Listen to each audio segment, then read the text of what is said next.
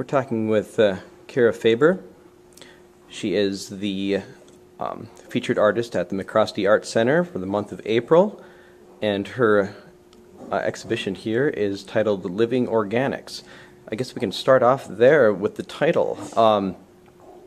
Your pieces are, well, primarily the gallery is of photographs, but they're images taken from a film that you made of the same title.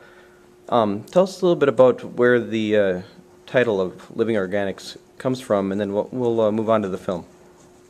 Where the title comes from? You know, it just kind of came into my head one day.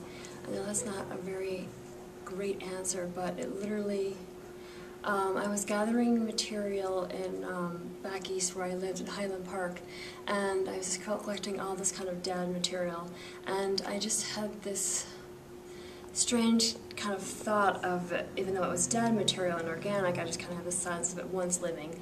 So it kind of sort of just came into my mind in that way, kind of the connection between things that are past and things that are kind of present, but still being in their kind of organic, natural form. Okay. Makes any sense. The film is it's a stop-motion animation of these items. Talk a little bit about how you've put these pieces together, and essentially how you've animated these. Well,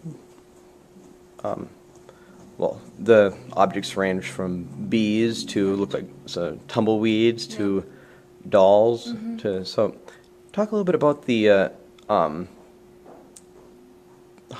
film itself and just kind of how it progresses, and like the reasoning of animating some of these objects.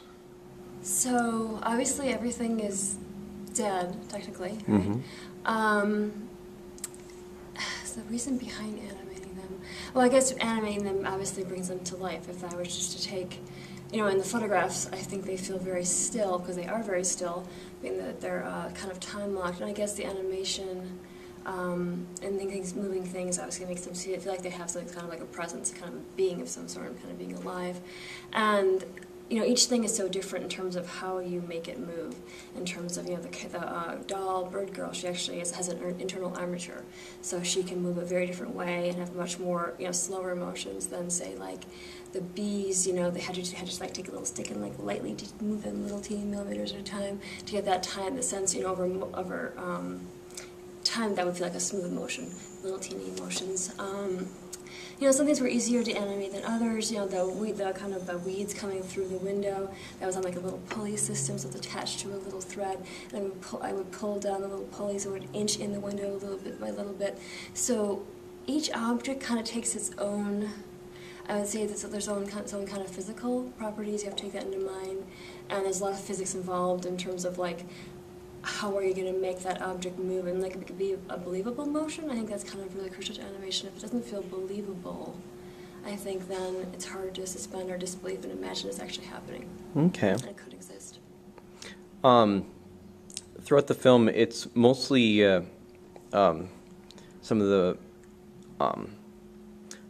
objects that you were talking about, kind of like these organic things, but there's various points in the film where things are obviously very fabricated. There's those drawers, and there's that sink. There's kind of almost a scientifically industrial feel to certain aspects of the film. How do you feel that those elements juxtaposed to these natural objects, such as the bees and such? Interesting question. I think if the drawers is kind of obviously kind of a classification. You know, that I actually found that from this man who was a former, I think he was a former chemist or something like that. So I'm thinking of that in terms of classification, and of course, I think in terms of the relationship to humans and biology, we've always been kind of classifying things. And I guess in terms of the sink, you know, I didn't think of that in terms of being an industrial sink. I think of that just kind of, to me, it's just kind of like a natural sink that would occur in somebody's basement. I don't think of it in kind of an industrialized way. And I guess that is, I mean, we interact, I guess, with the natural world all the time, so I don't think I see much of a disconnect between science and biology and the natural occurrence of things. Okay. So with the photographs, now, these stills aren't taken directly from the film. These are, but they involve the elements of the film. Correct, yeah. Do you consider all of this essentially all one project, all kind of underneath the umbrella of Living Organics, or do you see at all a separation between the two mediums? I see them as two separate pieces that mold under one whole, I guess, because it is the same, but the photographs are, like you said, different scenes, and they're actually things that actually never happened in the film. They still investigate the same world, and so I really feel like they can exist in the singular, but together in the plural they're stronger, if that makes any sense. I think it's kind of, the photographs are giving us a kind of a reinvestigation and a kind of a new interpretation of the world, and that we're seeing characters that didn't really interact together, you know, kind of getting to see what would they do if we weren't looking, like almost like they're taking the photographs themselves. And so I feel like that makes the world feel to me even more alive, and that it's like almost occurring outside of the viewer. And so it's kind of like these I think they're kind of like posing for the camera in their own way, and then kind of like moving in a room that they normally wouldn't, they weren't in the film. So it kind of gives a little bit more of a flexibility in terms of the world as well, because the world's very controlled in the film, and that certain characters are in certain rooms, and they don't move. Only the bee really moves. She moves from 2 rooms, and the bees move between 2 rooms, but like the basement dwellers only in that one green room. So there's a little bit more fluidity in the photographs. Okay. Now, there's, we talked about the two different mediums being the film and the photographs, but there's actually a third, that being a sculpture element of the actual figures and elements that are, the subjects of the photographs in the film. Do you consider yourself more of a sculptor, filmmaker, or a photographer, or all three? I consider myself, I guess, a fine artist, I guess I would say. And I personally work in a way where I just kind of draw from all different mediums. I would never say I was just a photographer or a filmmaker, particularly because I don't have a very linear training in that, meaning that I didn't get my undergrad in photography or in film studies and go directly from that into graduate work. So my background is much more varied, meaning that I did a lot of drawing and painting before pursuing photography and film. So I think my work is very hybrid, and that I try to use materials based on what I kind of want to get at. And so if I need something to be made, either if I can't physically do it myself, because I don't have the expertise, especially with the doll. I actually worked with a doll artist back east, and she and I worked on the doll together. It was kind of a collaborative project. Okay. Just because I didn't personally know how to sculpt in porcelain to get that kind of look that I wanted, and so I found someone to help me do that. So a lot of my film and photographic work has a lot of collaboration to it as well. Okay.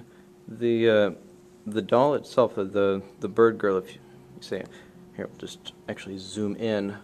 This is what we're talking about. What were some of the ideas that brought this particular character to life?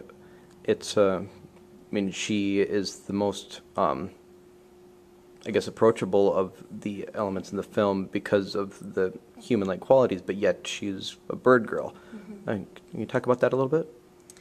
Yeah, I think I really enjoy the kind of hybrid creature in terms of kind of a combination of human and animal. And for me, the bird, she's the bird girl in the film is actually quite trapped in her world. We have a sense that she's not really ever gets to really leave that world. We see no sign of her going to, leaving the house.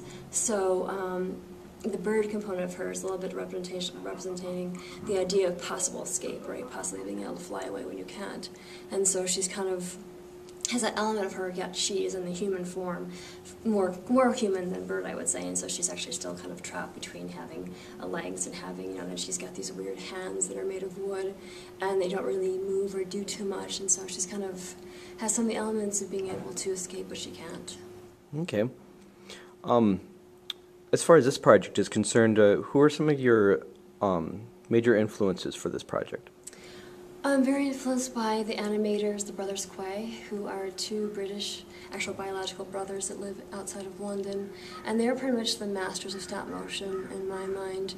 They construct all their own characters and all their own worlds, and they also bring a lot of fine art to the work in terms of they do some drawings that are kind of in the work as well. William Kentridge is a fantastic stop motion animator as well, pardon me, with Arl drawn animation. Other filmmakers that I really enjoy are Nick and Sheila Pye. They just do really beautiful color work, and also though their work only involves human characters, it's all very surreal and a much more abstract narrative than like traditional narrative film. Pretty much most of my influences are those people. Okay. All right. Well, thank you very much. Thank you.